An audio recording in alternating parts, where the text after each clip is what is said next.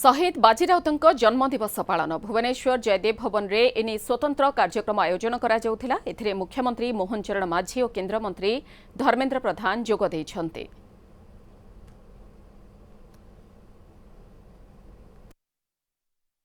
जय जगन्नाथ।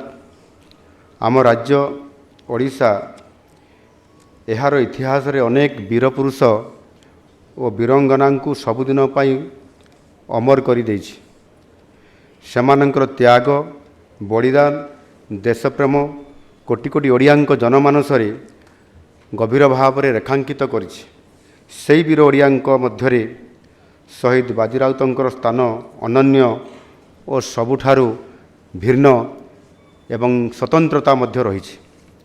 केवल ओडिशा नुहे सारा भारतर कनिष्ठतम स्वाधीनता संग्रामी भावे मान्यता पाइथवा वीर बालकंकर जीवनी स्वल्प थाई पारे। हुए तो तांकर वीरत्वर गाथा इतिहास गोटे किंबा दुईटी पृष्ठारे सीमाबद्ध होई पारे, किंतु सही वीरत्वर गाथा भविष्यत पीढ़ी को ब्रिटिश सरकार विरुद्ध लड़िया पाई लक्ष लक्ष बाजी राउत सृष्टि करिवार यह निश्चित भाव में बहुत बड़ प्रेरणादायक थिला।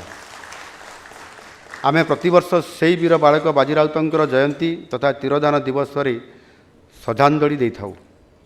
मु व्यक्तिगत भाव मोर श्रद्धांजलि मध्य अनेक समय कार्यक्रम रे उपस्थित रही श्रद्धांजलि अर्पण करि थाए, किंतु प्रथम थर पाई आज राज्यर शासन मुख्य भावे 4.5 कोटी ओडियांकर सहित आजिर दिन रे तांको श्रद्धांजलि ज्ञापन करिया पाई सुजोग मिलिथवारु मु निजको धन्य मने करूछि।